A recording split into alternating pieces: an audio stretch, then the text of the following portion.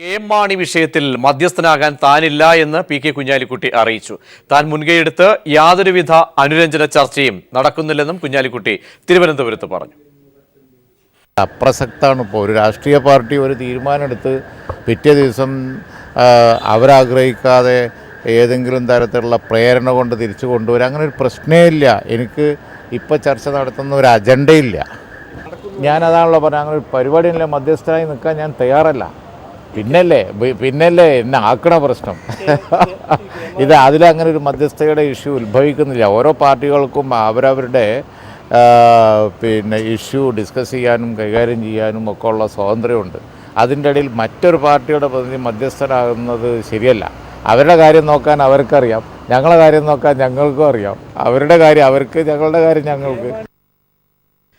വിശദാംശങ്ങളുമായി ഷീജ ചേരുന്നു. ഷീജ, അവസാന നിമിഷം വരെ ലീഗായിരുന്നു മധ്യസ്ഥ ശ്രമങ്ങൾക്ക് നേതൃത്വം കൊടുത്തത്. മുന്നണി വിട്ട ഘട്ടത്തിൽ പോലും ലീഗിന് പ്രതീക്ഷയുണ്ടായിരുന്നു. ലീഗ് മുന്നോട്ട് വരികയായിരുന്നു സമവായ ചർച്ചകൾക്കായി. ഇപ്പോൾ പി.കെ. കുഞ്ഞാലിക്കുട്ടി തന്നെ ഒരു പിന്നാക്കം പോകലിലേക്ക് പോകുന്ന ഒരു സാഹചര്യം അത് മാധ്യമങ്ങളോട് സ്ഥിരീകരിക്കുകയും ചെയ്യുന്നു. എന്താണ് പിന്നിലുള്ള കാര്യങ്ങൾ? പ്രതീക്ഷ ആ രീതിയിലാണ് കാര്യങ്ങൾ. പ്രത്യേകിച്ചും ഇപ്പോൾ നിലവിൽ കുഞ്ഞാലിക്കുട്ടി തന്റെ നിലപാട് ഏകദേശം വ്യക്തമാക്കുന്നു എന്ന് തന്നെ പറയേണ്ടിയിരിക്കുന്നു. മധ്യസ്ഥനായി നിൽക്കാൻ ഇനി താൻ തയ്യാറല്ല എന്ന് തന്നെയാണ് കുഞ്ഞാലിക്കുട്ടി വ്യക്തമാക്കുന്നത്. ലീഗിന് ഈ വിഷയത്തിൽ ലീഗിന്റേതായ നിലപാടുണ്ട്. അതെല്ലാം തന്നെ ലീഗിന്റെ പാർട്ടി യോഗങ്ങളിൽ ചർച്ച ചെയ്ത ശേഷം ആവശ്യമായ സമയത്ത് മാത്രമാകും ലീഗ് ഈ വിഷയങ്ങളിൽ തങ്ങളുടെ നിലപാട് വ്യക്തമാക്കുക. ഏതായാലും പാർട്ടിക്ക് അതിന്റേതായ വ്യക്തിത്വമുണ്ട്. അതുകൊണ്ട് തന്നെ അതിന്റേതായ വ്യക്തമായ അഭിപ്രായവും ഉണ്ടെന്നും അദ്ദേഹം വ്യക്തമാക്കുന്നുണ്ട്. അതേസമയം കെ.എം. മാണിയെ തിരിച്ച് കോൺഗ്രസിലേക്ക് കൊണ്ടുവരാൻ വേണ്ടിയുള്ള ഒരു തരത്തിലുള്ള അനുനയ ചർച്ചകളും നിലവിൽ ഇപ്പോൾ നടക്കുന്നില്ല. അത്തരത്തിലേക്ക് മാണിയെ തിരിച്ചു കൊണ്ടുവരാൻ വേണ്ടിയുള്ള ചർച്ചകൾ നടക്കുന്നു എന്നുള്ള വാർത്തകൾ തന്നെ തീർത്തും അപ്രസക്തമാണെന്നും അദ്ദേഹം പറയുന്നു.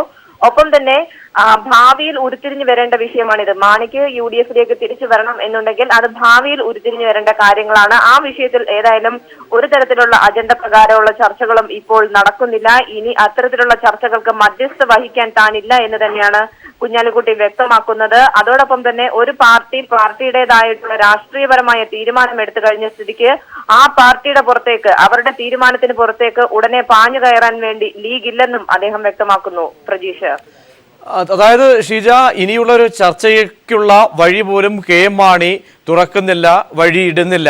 ഈ സാഹചര്യം കൂടി ബോധ്യപ്പെട്ടതിന്റെ അടിസ്ഥാനത്തിലാണോ ഇപ്പോൾ, അതായത് ആ സാഹചര്യം കൂടി ബോധ്യപ്പെട്ടതിന്റെ അടിസ്ഥാനത്തിലാണ് ലീഗ് ഇങ്ങനെ ഒരു നിലപാടെടുക്കുന്നത്? തീർച്ചയായും ആ ഒരു സാഹചര്യത്തിൽ തന്നെയാണ് ലീഗിന്റെ നിലപാടിൽ മാറ്റങ്ങൾ വരുത്തുന്നത്. പ്രത്യേകിച്ചും നമുക്കറിയാം, കുഞ്ഞാലിക്കുട്ടിയായിരുന്നു വലിയ തോതിൽ മധ്യസ്ഥ ചർച്ചകൾ ഈ വിഷയത്തിൽ വഹിച്ചിരുന്നത്.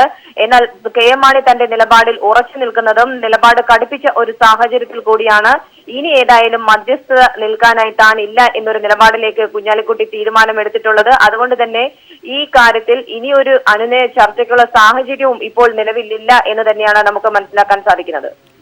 ഷീജയാണ് വിശദാംശങ്ങൾ നൽകിയത്.